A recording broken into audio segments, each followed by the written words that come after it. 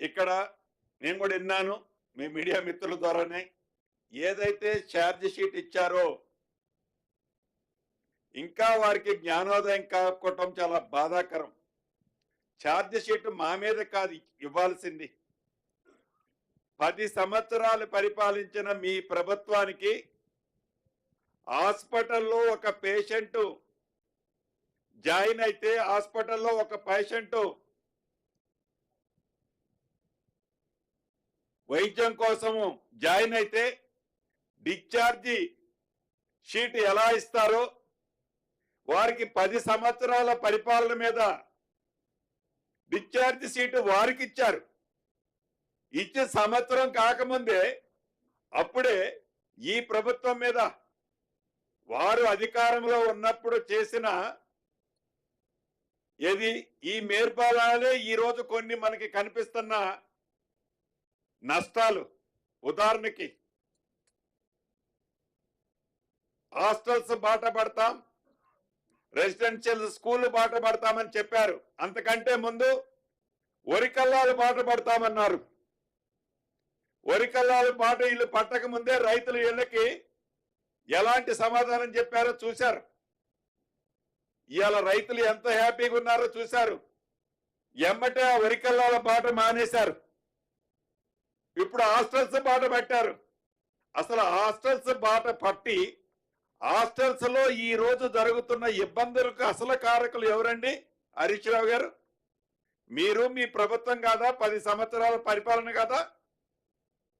ఏనాడైనా ఆ పేదవాడి పిల్లోడో పాపో ఆ రెసిడెన్షియల్ స్కూల్లో చదువుతుంటే అది కోళ్ల ఫారం అయినా కావచ్చు,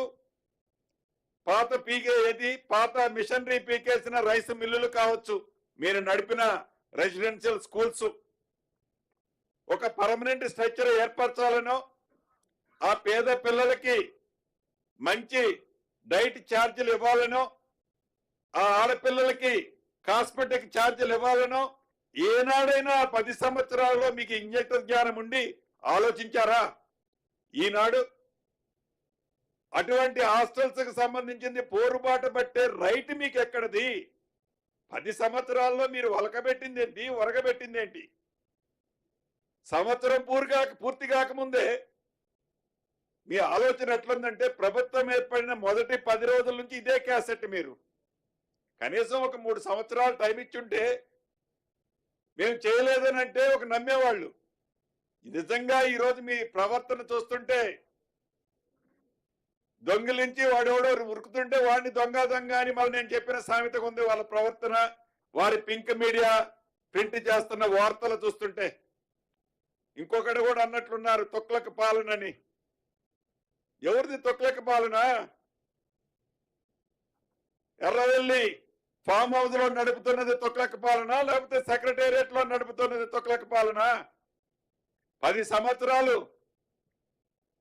సంవత్సరాలు ఆ తొక్లకని మించిపోయి తొక్లక మనస్తత్వానికంటే ఇంకా 10 రెట్లు ఎక్కువ చదివి ధర్నాలు చేసుకునే స్వేచ్ఛ వల్ల, స్వేచ్ఛగా ఒక మనిషి మాట్లాడుకునే మీడియా మిత్రులు వార్తలు రాసే స్వేచ్ఛ వల్ల, ఒక వ్యక్తి మంత్రి గాని ఎంపీ గాని ఎమ్మెల్యే గాని కలిసి మీతో మాట్లాడే స్వేచ్ఛ వల్ల, ఏ మనిషి స్వేచ్ఛని, భారత రాజ్యాంగానికి ప్రకారం కలిగే హక్కుల్ని ఆనాడు పూర్తిగా హరించి మీరు మీ పరిపాలన ఎర్రవెల్లి ఫామ్ హౌస్ నుంచి తొక్లక పాలన పరిపాలించిన మీరు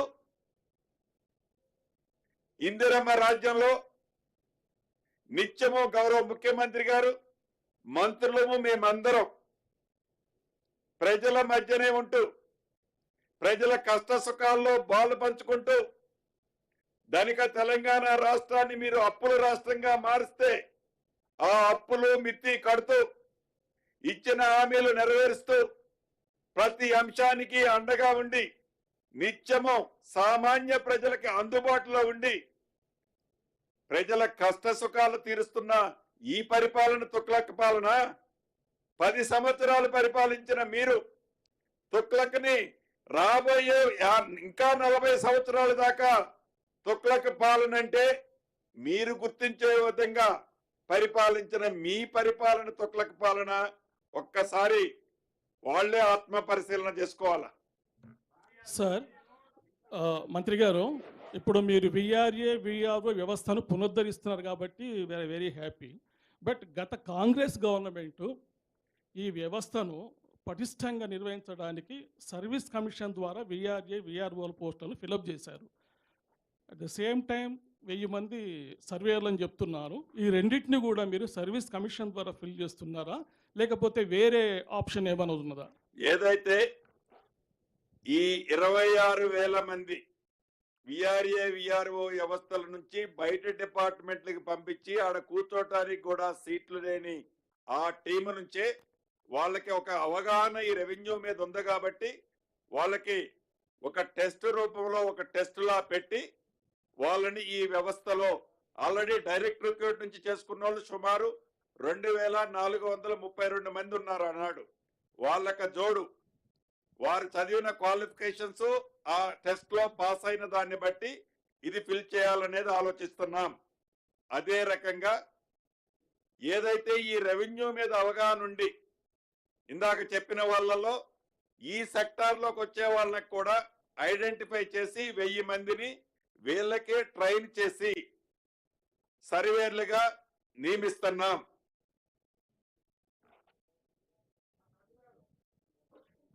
ఇప్పుడు ఆర్డర్స్ రివర్స్ కంటే కొన్ని ఇప్పుడు మనం మేబీ మంచి పండగ మూడ్లో ఉన్నాం కాబట్టి వాళ్ళు అరిచిన దానికంటే మనం చెప్పాలనుకుని చెప్దాం.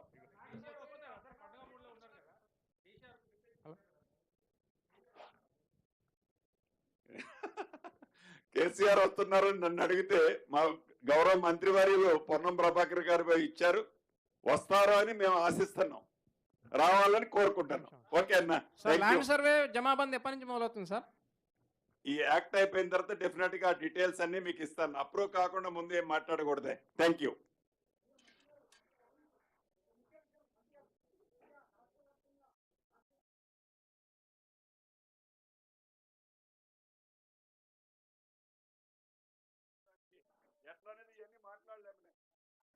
ఈ గడిచిన సంవత్సర కాలంలో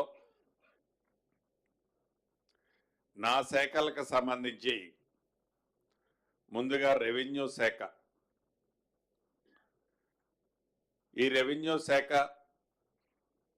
ఎన్నికలకి ముందు ఈ శాఖలోని ధరణిని కానీ లేకుంటే 6/6/2020 చట్టం కానీ ఈ రెండిటి మీద ఆనాటి పిసిసి అధ్యక్షులు ఈనాటి ముఖ్యమంత్రి గౌరవ రేవంత్ రెడ్డి గారు కానీ, ఆనాడు సిఎల్పి నాయకుడిగా